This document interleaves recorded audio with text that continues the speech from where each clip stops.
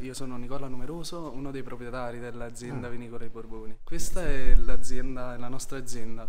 È la nostra azienda dal 1998. Prima di allora eravamo semplicemente contadini, siamo contadini da 5 generazioni e quello che succede è che a un certo punto lo Stato finanzia l'abbattimento delle alberate nel 1900, più o meno nella prima metà degli anni 80, quindi 82-83, finanzia l'abbattimento delle alberate, il sistema di alberata ad Aversana tipico dell'Asprinio. E quindi niente, mio nonno e mio padre controcorrente decidono comunque di continuare a produrre quest'uva che inizialmente loro conferivano alla Buton, che era un'azienda di liquori che ci faceva la vecchia Romagna, è un liquore che esiste tutt'oggi, e in parte lo vendevano ai francesi oppure diciamo conferivano le uve. Giù adesso stiamo scendendo in delle grotte di tufo che ci sono perché appunto data l'età di questo edificio, quello che si faceva era prelevare le pietre da sotto in tufo. Il tufo è una pietra che si taglia facilmente, per le tecnologie del passato è un qualcosa che era importantissimo, no? La facilità nella lavorazione della pietra, quindi tagliavano e estraevano. Le scale venivano diciamo ricavate soltanto in un secondo momento, perché all'inizio loro tramite un sistema di carrucole andavano a estrarre le pietre da un'apertura che sta dall'altro lato che dopo vedremo. Quindi a questo punto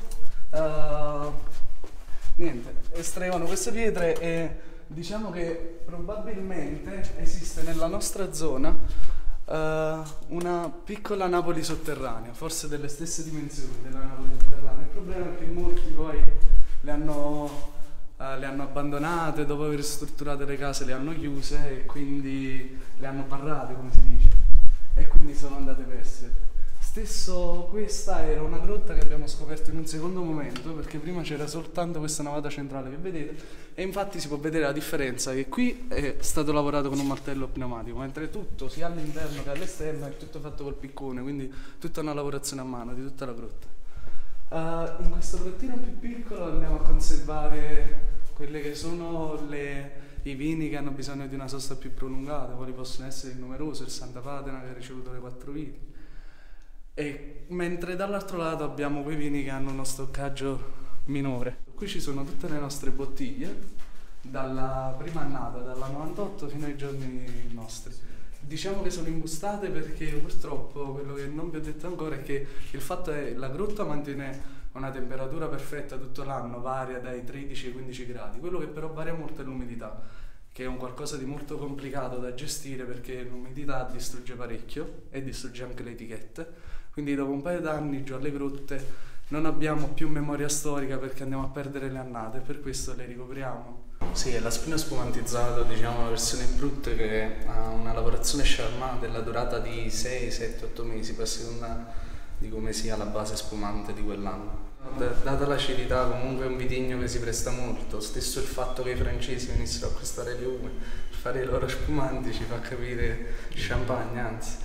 E quindi diciamo che le prime uve che sono più acide le dedichiamo agli spumanti, quelle ad alberata anche, perché quelle ad alberata sono più acide perché quelle che stanno più in alto ricevono meno zuccheri di quelle che stanno in basso e quindi naturalmente mantengono un'acidità maggiore. Alcuni asprini, cioè l'acidità elevata dell'asprinio deve essere molto ben collegata alla struttura e alla corposità del vino, perché questo vino raggiunge acidità che a livello di valori sono come quelle del limone, la stessa acidità del limone. Parliamo di un'acidità che arriva intorno ai 10, 11 addirittura certe volte, e quindi comunque sono acidità elevate che se le lasciamo da sole senza una struttura disturbano e basta. Cioè io neanche lo berrei un asprinio fatto male, cioè un asprinio fatto male è una tragedia, come un asprinio servito non a temperatura. Se serviamo un asprinio tiepido è meglio che non lo beviamo, perché è neanche troppo freddo, perché ha comunque pochi profumi che sono quell'agrumato, che sono profumi leggeri che se andiamo a raffreddarlo troppo li abbattiamo. Visto che ci troviamo vicini al mare, quello che succedeva è che prima qui c'erano alberate ovunque, immaginate distese di alberate, queste alberate che formavano dei labirinti. Questi labirinti che cosa facevano? Andavano a rallentare l'attacco dal mare così, disperse per i vigneti c'erano delle sentinelle che avvisavano la città che preparava la difesa, e così l'attacco falliva sempre, perché un'alberata fatta così non riesce, cioè i soldati non riescono a passare, o quantomeno ne sono molto rallentati, soprattutto la cavalleria.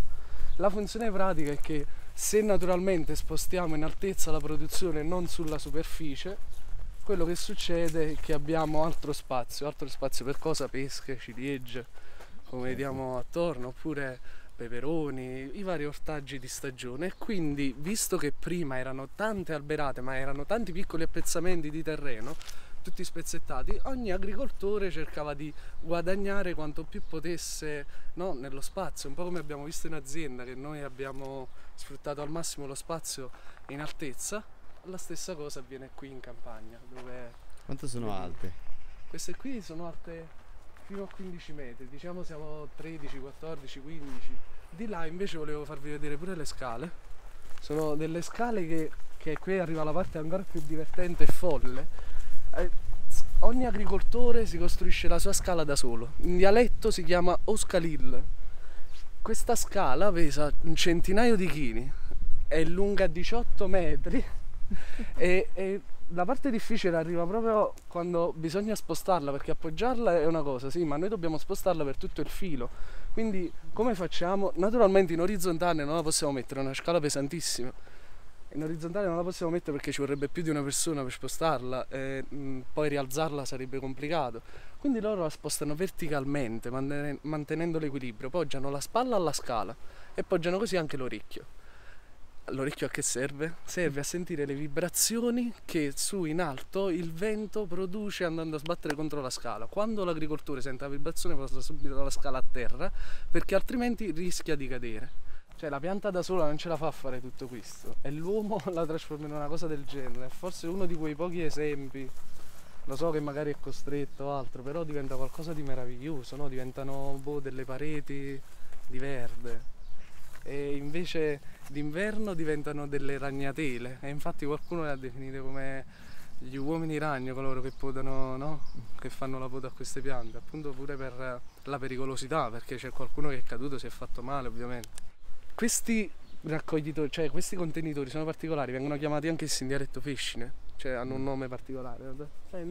Quello che fanno è sono di forma conica, quindi a imbuto, e l'agricoltore sta lì su sulla scala e una volta aver riempito il cestino durante il periodo della raccolta fa scorrere questo cestino lungo questo binario, cioè lungo la scala, che diventa un binario per la discesa di questa fescina, che poi che fa? Si conficca nel terreno e c'è un altro operatore giù che diciamo la svuota. E vi dicevo che ogni scala è costruita dal singolo operatore, perché? Perché è fatta su misura. La distanza tra i pioli, che è questa qui, deve essere molto precisa, cioè nel senso che è la stessa distanza che va dal tallone al ginocchio di ogni singolo agricoltore. Perché? Perché quello deve incastrare la gamba, perché così ha la mobilità di un'altra mano, altrimenti dovrebbe raccogliere con una e tenersi fermo alla scala con l'altra, invece incastra il ginocchio e ha entrambe le mani libere per lavorare. Sì, diciamo che alcune furono datate da mio padre, ora non so quali datò, perché fece fare un esame al carbonio 14 e arrivavano ad avere 500 anni, perché sì.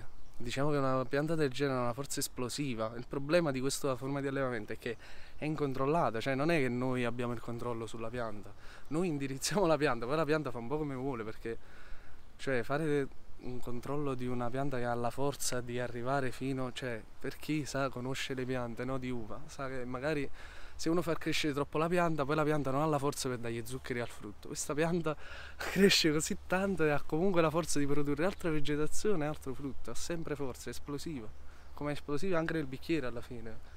Beh, insomma, quindi voi avete avuto una bella responsabilità Sì, e merito, avete salvato... l'Asprigno dal decadimento, sì, perché diciamo che appunto quando nessuno ci credeva, mio padre e mio nonno investivano per fare la bollicina di Asprigno, cioè sono stati, no, i primi a fare un Asprigno spumantizzato, a metterlo sul mercato, a produrlo. E quando tutti si ritirano da una cosa e tu ci vai dentro è pauroso più che altro, no, è una scommessa. Sì, ma insomma. anche dare Cioè, valore...